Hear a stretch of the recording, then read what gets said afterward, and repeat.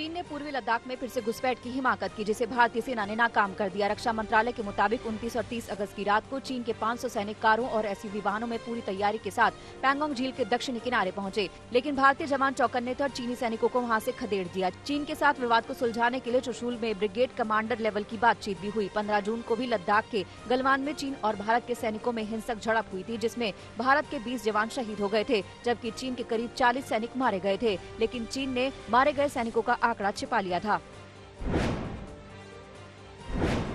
चीन से झड़प की इनसाइड स्टोरी भी सामने आई है। 29 अगस्त की रात को पैंगोंग झील के दक्षिणी किनारे पर भारतीय सेना को संदिग्ध गतिविधि दिखी। चीन के सैनिक जीप और एसयूवीज में आगे बढ़ रहे थे। भारत को चीन की चालबाजी की भनक लग गई थी, इसीलिए वक्त रहते जवानों ने पहले ही पोजीशन ले ली थी। ये झड़प पैंगोंग झील के दक्षिणी किनारे पर स्थित एक चोटी को लेकर हुई। चोटी LAC के इस तरफ यानी भारतीय सीमा में है, लेकिन उस पर कोई तैनाती नहीं थी। भारत को इस बात की भनक थी कि चीन उस चोटी पर कब्जा करने की फिराक में है। उत्तराखंड में तैनात विकास रेजिमेंट के बटालियन को लद्दाख भेजा गया। इस बटालियन की तैनाती पैंगोंग झील के दक्षिणी किनारे पर की गई। भारतीय जवानों ने वक्त रहते चोटी पर पोजीशन ले ली, जिससे उन्हें फायदा मिला और चीन को खदेड़ दिया गया।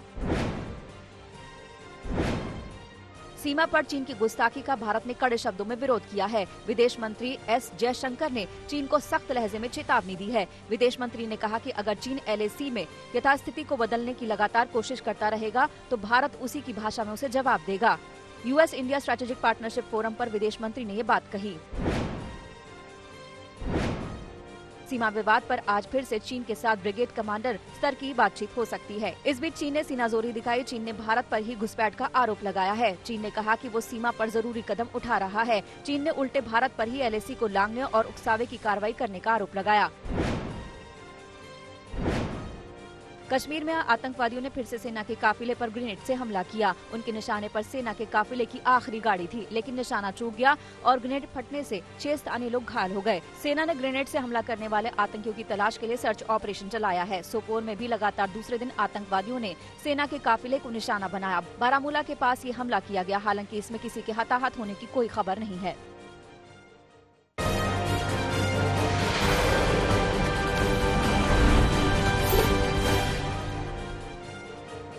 सुशांत केस में CBI की ताबड़तोड़ पूछताछ जारी है। आज एक बार फिर CBI ने रिया चक्रवर्ती को पूछताछ के लिए बुलाया है। आज रिया की पूछताछ का 5वां दिन है।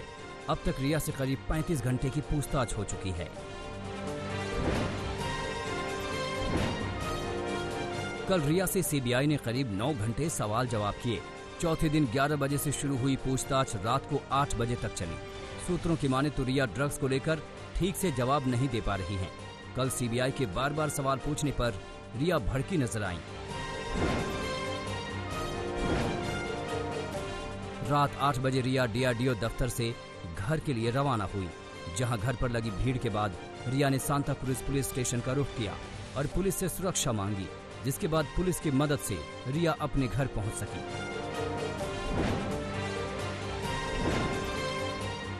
रिया के अलावा कल CBI ने 7 और लोगों से पूछताछ की। रिया के भाई शौविक से कल 5वीं बार सवाल जवाब किए गए। वहीं आज भी शौविक को पूछताछ के लिए बुलाया गया है। इसके अलावा जया शाह, दोस्त सिद्धार्थ पिठानी, पूर्व अकाउंटेंट रजत मेवाती और बिजनेस मैनेजर श्रुति मोदी से सवाल जवाब किए गए।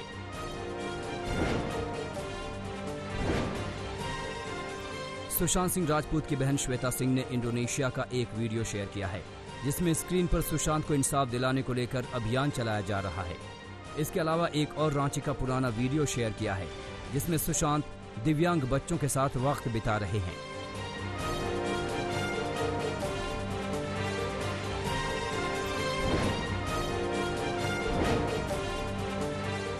ड्रग्स केस में ED की भी ताबड़तोड़ जांच जारी है।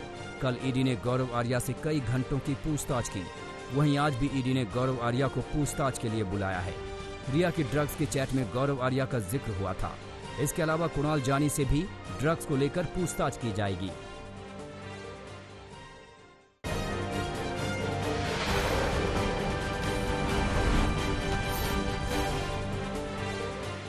चौथे दिन रिया से ड्रग्स को लेकर सवाल जवाब किए गए, जहां वो ठीक से जवाब नहीं दे पाई। कुछ सवालों पर रिया गुस्सा होती दिखी। खासतौर पर ड्रग्स से जुड़े सवालों को लेकर रिया मुश्किल में दिखाई दी। पहले दिन CBI ने रिया से कुछ आसान और औपचारिक सवाल पूछे थे, लेकिन दूसरे दिन के बाद CBI के सवाल कुछ और सख्त और सीधे होने लगे। इसमें ड्रग्स से भी जुड़ी चैट को लेकर रिया जवाब देने में असहज महसूस कर रही हैं। सबूतों को जुटाने के लिए दिन रात एक कर रही सीबीआई ने सोमवार को एक बार फिर से सुशांत के घर का रुख किया। यहाँ मौत से जुड़ी कुछ कड़ियों को जोड़ने की कोशिश की गई। क्राइम सीन का रिक्रिएशन सीबीआई पहले कर चुकी है। अब इस मामले के कुछ और अहम किरदारों से लंबी पूछताछ में मिली जानकारी के आधार पर सीबीआई एक बार फिर से सबूतों की तलाश में सुशांत के फ्लैट पहुंची। सुशांत की मौत मिस्ट्री पर एक और खुलासा हुआ है। परिवार कहता रहा है उसको सुशांत की बीमारी या डिप्रेशन के बारे में कोई खबर नहीं थी और ना ही रिया ने कुछ बताया, लेकिन अब लग रहा है कि सुशांत की बहनों को इसके बारे में पता था। आज तक के पास सुशांत की बहन प्रियंका का भेजा पर्चा है। असल में सुशांत और उनकी बहन प्रियंका के बीच चैट हुई थी जो 8 तारीख की है। इस चैट में खुलासा हुआ कि प्रियंका और सुशांत के बीच दवाओं और इलाज को लेकर बातचीत हो रही है। जिस वक्त प्रियंका और सुशांत के बीच ये चैट हो रही थी, रिया भी सुशांत के घर में ही मौजूद थी। असल में प्रियंका ने दिल्ली के एक डॉक्टर से सुशांत की बीमारी के बारे में राय भी ली थी। एक पर्चा उनसे लिखवाया गया था और सुशांत को भेजा गया था जिसमें कुछ दवाओं का जिक्र था। प्रियंका ने इसी पर्चे के बारे में सुशांत को बताया था।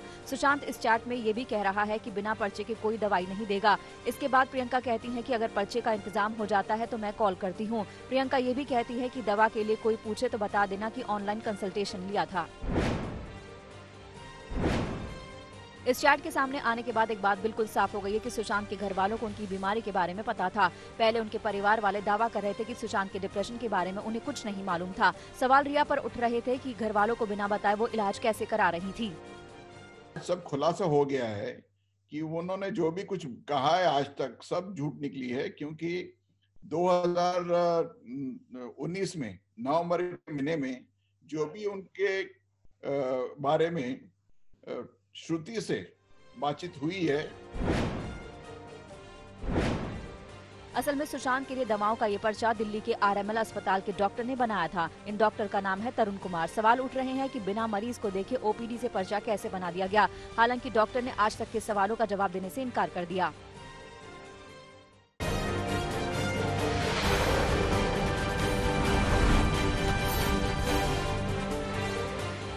रिया चक्रवर्ती को लेकर एक और खुलासा हुआ है। खुलासा भी रिया चक्रवर्ती के ड्रग्स कनेक्शन को लेकर हुआ है। नारकोटिक्स ब्यूरो को रिया के एक दोस्त पर भी शक है और उस दोस्त ने आज तक से बातचीत की है। रिया का ड्रग्स कनेक्शन उस कार से भी जुड़ा हुआ है जिसमें बैठकर वो ईडी के दफ्तर गई थी। सुशांत केस की जांच में जुटी एजेंसियों के रडार पर वो कार है जिसमें बैठकर वो पहली बार ईडी के दफ्तर पूछताछ के लिए गई थी। आखिरकार वो कार किसकी है? नारकोटिक्स ब्यूरो को शक है कि इस कार के मालिक और रिया के बीच ड्रग्स का कनेक्शन हो सकता है।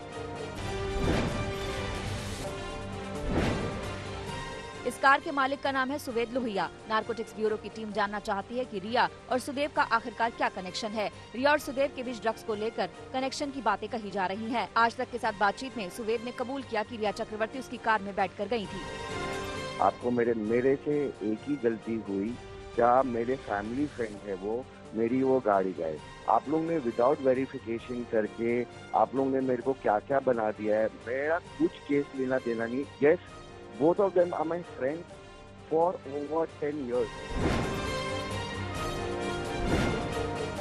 सुवेद लोहिया मुंबई में एक बड़े मॉल में चलने वाले बार का मैनेजर है, लेकिन नारकोटिक्स ब्यूरो का मानना है कि इसकी जड़ें काफी गहरी हैं। हालांकि सुवेद का सीधा ड्रग्स सिंडिकेट से कनेक्शन सामने नहीं आया है, न ही ड्रग्स बेचने और खरीदने को लेकर कोई केस सामने आया है, लेकिन कई बड़ी पार्टियों में ड्रग्स की सप्लाई को लेकर सुवेद पर शक है। लिहाजा नारकोटिक्स ब्यूरो इसकी कुंडली खंगाल रहा है।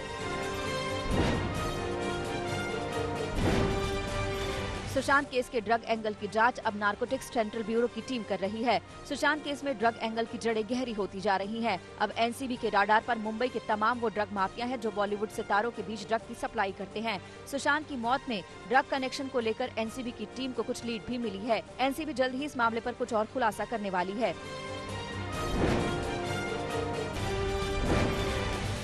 एनसीबी अब मुंबई में मौजूद उन ड्रग माफियाओं पर भी शिकंजा कसने जा रही है जो खासतौर पर बॉलीवुड सेलिब्रिटीज के बीच। इनमें सबसे पहले नंबर पर आता है सबसे बड़ा ड्रग सप्लायर फारूक शेख उर्फ फारूक बटाटा। फारूक अपने शुरुआती जिंदगी में आलू बेचता था। वो अंडरवर्ल्ड के कुछ लोगों के संपर्क में आया और आज की तारीख में मुंबई का सबसे बड़ा ड्रग सप्लायर है। फारूक मुंबई में MDMA के अलावा विदेशों से आने वाली ड्रग LSD, गांजा, बड कोकीन का सबसे बड़ा सप्लायर है। इसके अलावा नारकोटिक्स ब्यूरो के निशाने पर है बकुल चंदेरिया। बकुल मुंबई के फिल्मी सर्कल में ड्रग्स सप्लाई करने वाला बहुत पुराना चेहरा है। बॉलीवुड में LSD और कोकेन का वो बड़ा सप्लायर है। 2012 में मुंबई के जुहू में चल रही ड्रग्स पार्टी से उसे गिरफ्तार किया गया था। चंदेरिया ऑर्गेनाइज तरीके से ड्रग्स का सिंडिकेट चलाता है। चंदेरिया के कई बड़े फिल्मी स्टार के साथ फोटोज भी एजेंसी के पास हैं।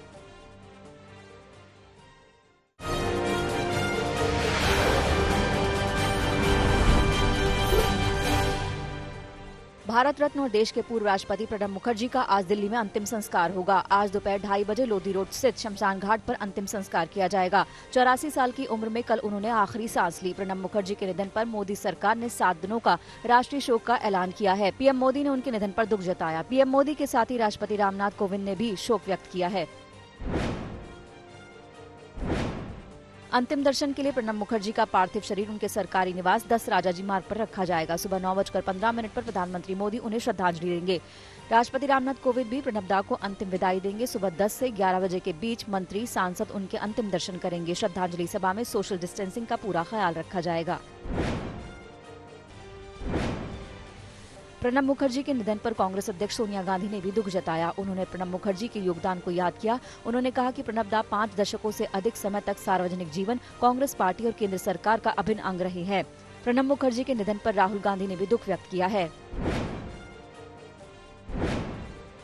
प्रणब मुखर्जी के निधन पर पश्चिम बंगाल की ममता सरकार ने भी आज राज्य में शोक घोषित किया है। आज सभी सरकारी दफ्तर बंद रहेंगे। पश्चिम बंगाल पुलिस दिवस समारोह भी 2 सितंबर तक के लिए स्थगित कर दिया गया है। प्रणब मुखर्जी का निधन दिल्ली के RR अस्पताल में हुआ।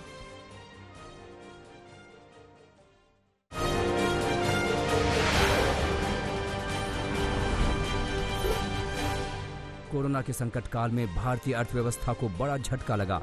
अप्रैल-जून तिमाही में देश की जीडीपी में ऐतिहासिक गिरावट दर्ज की गई। चालू वित्त वर्ष की पहली तिमाही में जीडीपी में 23.9% की गिरावट आई है, जो 40 सालों में सबसे अधिक है। जीडीपी गिरावट पर पूर्व कांग्रेस अध्यक्ष राहुल गांधी ने मोदी सरकार पर निशाना साधा है। राहुल गांधी ने कहा कि सरकार की हर चेतावनी को नजरअंदाज करते रहना बेहद दुर्भाग्यपूर्ण है। उन्होंने ट्वीट करके कहा कि यह स्वतंत्र भारत के इतिहास में सबसे बड़ी गिरावट है।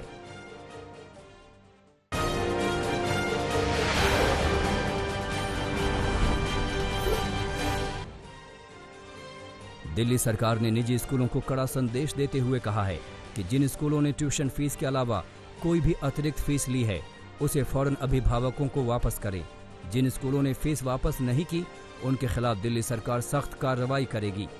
दिल्ली के शिक्षा विभाग ने 18 अप्रैल को आदेश जारी किया था कि कोई भी स्कूल ट्यूशन फीस के अलावा अतिरिक्त फीस न वसूलें। तमाम अभिभावकों ने शिकायत की है कि स्कूल अतिरिक्त फीस मांग रहे हैं, जिसके बाद केजरीवाल सरकार ने सख्ती दिखाई है।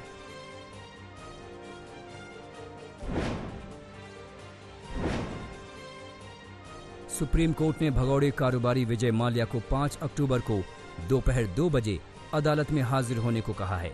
अदालत ने गृह मंत्रालय को इसके लिए सभी इंतजाम सुनिश्चित करने का निर्देश दिया है। उसी दिन माल्या की सजा पर भी बहस होगी। इससे पहले सुप्रीम कोर्ट ने विजय माल्या को अवमानना का दोषी पाया था, जिसके बाद माल्या ने पुनर्विचार याचिका लगाई थी, जिसे अदालत पहले ही खारिज कर चुकी है।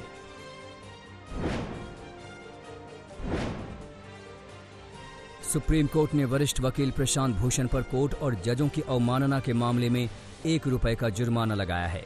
उन्हें अदालत ने जुर्माना भरने के लिए 15 सितंबर तक का वक्त दिया है। अगर इस दौरान जुर्माना नहीं भरा तो 3 महीने की जेल होगी और 3 साल तक प्रैक्टिस करने पर रोक लगा दी जाएगी। अदालत के आदेश के बाद प्रशांत भूषण ने कहा है कि वो जुर्माना भी भरेंगे और कोर्ट के आदेशों को चुनौती भी देंगे।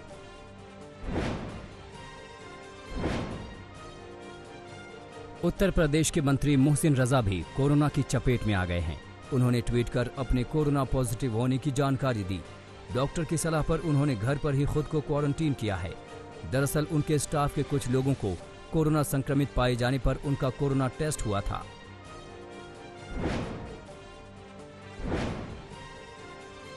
कोरोना की रफ्तार को देखते हुए गाजियाबाद में 1 महीने के लिए धारा 144 लगा दी गई है। जो लोग धारा 144 तोड़ते हुए पाए जाएंगे, उनके खिलाफ कड़ी कार्रवाई की जाएगी। डीएम अजय शंकर पांडे ने इसके लिए आदेश जारी किए हैं।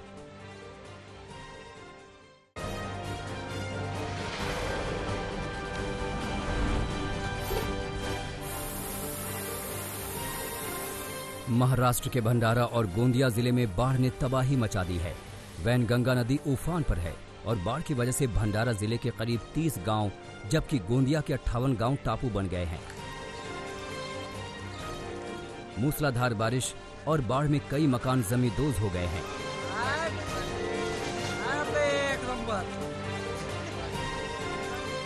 तमाम सड़कों में गड्ढे हो गए हैं, जिसकी वजह से आवाजाही बंद करनी पड़ी है। मुंबई कोलकाता नेशनल हाईवे और नागपुर हाईवे को बंद करना पड़ा है। महाराष्ट्र सरकार ने मध्य प्रदेश पर बिना चेतावनी दिए संजय सरोवर से लाखों क्यूसेक पानी छोड़ने का आरोप लगाया है।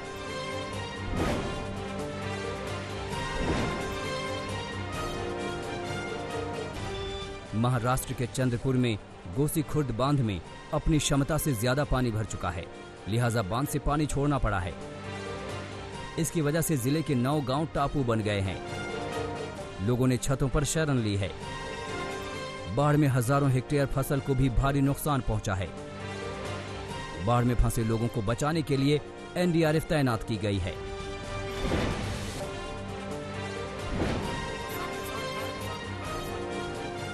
पुणे में गोसी खुर्द बांध से 10 लाख क्यूसेक पानी छोड़ने के कारण वैनगंगा नदी उफान पर आ गई है।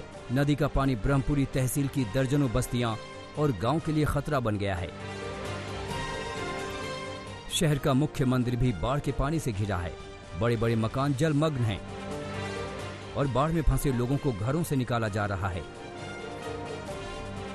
कई लोगों को हेलीकॉप्टर के जरिए रेस्क्यू किया गया।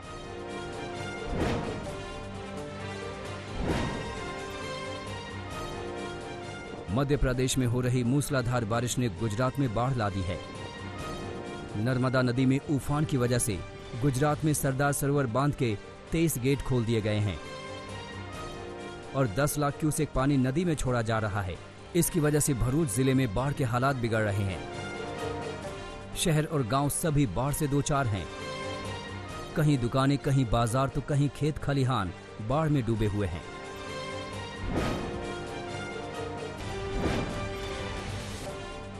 गुजरात के सुरेंद्र नगर में लहरों के बीच एक कार फंस गई। भारी बारिश के बाद पानी का बहाव इतना तेज था कि कार सवार की जान मुश्किल में अटकी थी, लेकिन गांव वालों ने दिलेरी दिखाई और कार सवार को लहरों से बचा लिया, लेकिन सैलाब में कार बह गई।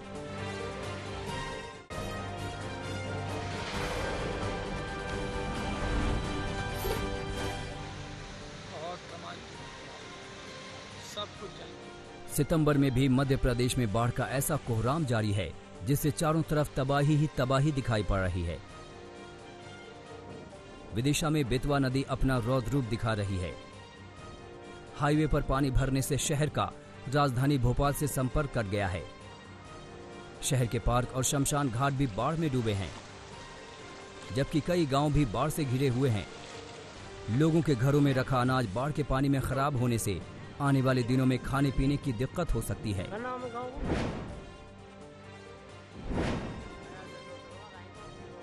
मध्य प्रदेश के श्योपुर जिले में बाढ़ से हालात बुरे हो चले हैं। गांधी सागर बांध के गेट खोलने से पार्वती और चंबल नदी खतरे के निशान से ऊपर बह रही हैं। इसकी वजह से श्योपुर कोटा इंटरस्टेट हाईवे बंद करना पड़ा है। पार्वती नदी खतौली पुल के ऊपर से बह रही है, जिससे नदी किनारे बसे गांव में बाढ़ का खतरा पैदा हो गया है। बाढ़ की वजह से श्योपुर का राजस्थान से सड़क संपर्क भी टूट गया है। जिले के कई गांव बाढ़ की चपेट में हैं।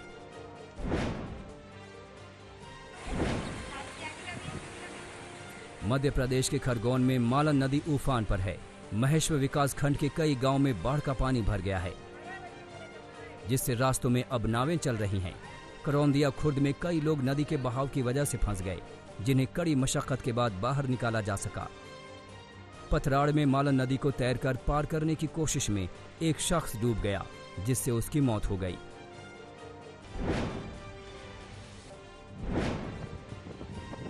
यूपी के बाराबंकी में सरयू नदी की लहरें लगातार जमीन को निगलती जा रही हैं। कटान की वजह से तराई के कई गांव में दहशत है। नदी कई घरों को बहा ले जा चुकी है। डर के मारे नदी किनारे बसे गांव के लोग घर खाली कर सुरक्षित स्थानों को कूच कर गए हैं।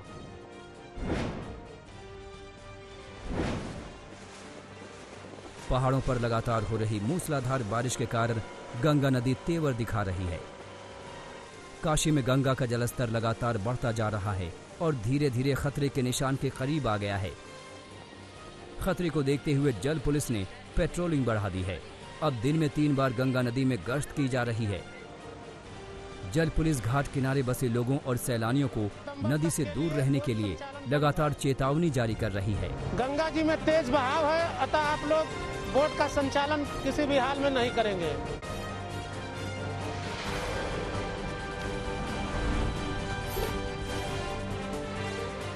देश में कोरोना का कहर जारी है। 24 घंटे में 78,512 नए मामले सामने आए हैं और इस तरह कुल मामलों की तादाद बढ़कर 36 लाख के पार पहुंच गई है। 24 घंटे में कोरोना से 971 लोगों की जान गई है।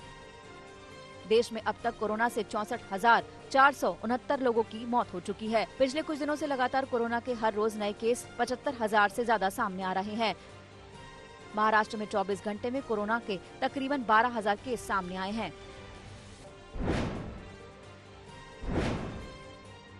कोरोना के बढ़ते खतरे के बीच आज से जेईई मेन की परीक्षा शुरू हो रही है।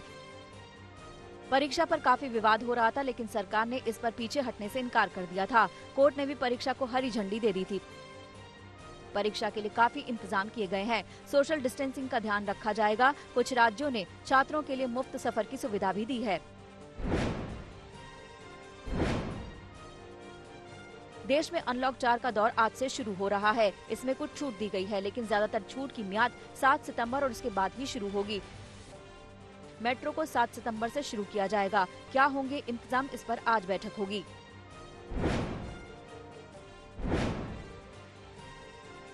कोरोना के बढ़ते मामलों को देखते हुए गाजियाबाद में धारा 144 की मियाद बढ़ा दी गई है। अब 30 सितंबर तक भीड़ जुटने पर मनाही होगी। गाजियाबाद में लगातार मामले बढ़ रहे हैं।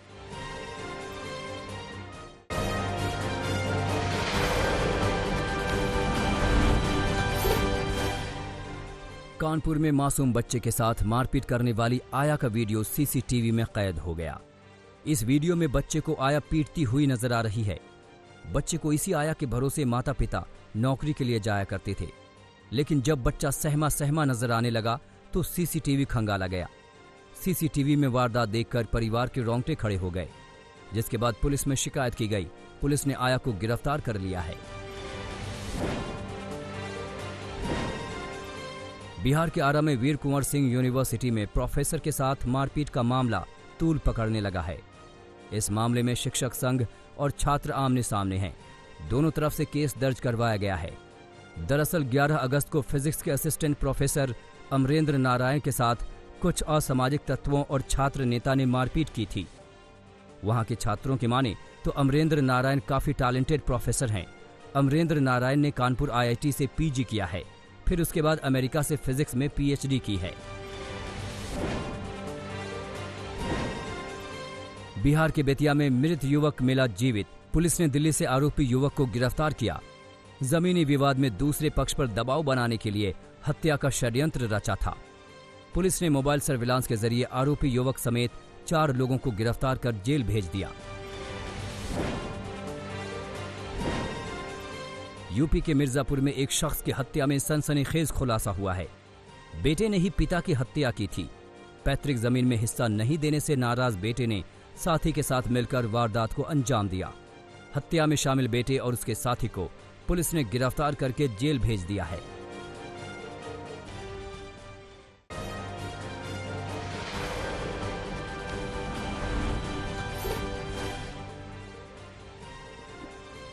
दुनिया भर में कोरोना के मामले अब 2,54,00,000 के पार पहुंच गए हैं।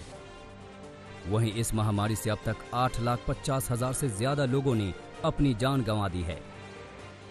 अमेरिका, ब्राजील और भारत इस संकट से सबसे ज्यादा प्रभावित देश हैं।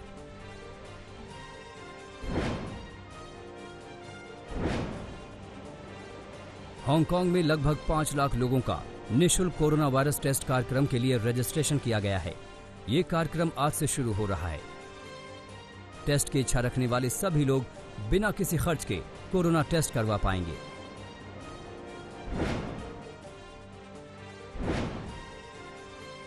न्यूजीलैंड ने ऑकलैंड शहर में कोरोना संक्रमण के बढ़ते मामलों के चलते महीने की शुरुआत में लगाए लॉकडाउन को हटा दिया है। इस फैसले के साथ सरकार ने सार्वजनिक परिवहन में मास्क पहनना अनिवार्य किया है।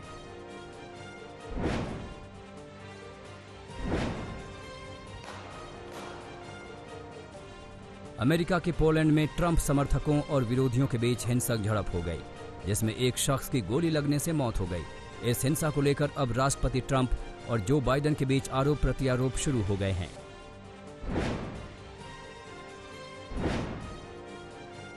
अमेरिकी राष्ट्रपति डोनाल्ड ट्रंप ने शिंजो आबे की जमकर तारीफ की। ट्रंप ने शिंजो को जापान के इतिहास का महानतम प्रधानमंत्री बताकर उनकी प्रशंसा की। दोनों नेताओं के बीच टेलीफोन पर हुई वार्ता के दौरान ट्रंप ने ये बात कही।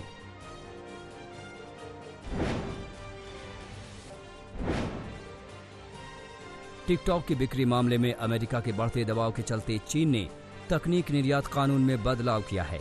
अमेरिका ने एक नया कानून बनाकर टिकटॉक की बिक्री पर प्रतिबंध लगा दिया है। टिकटॉक की कंपनी बाइट डांस ने कहा है कि वो इस नियम का पालन करेगी।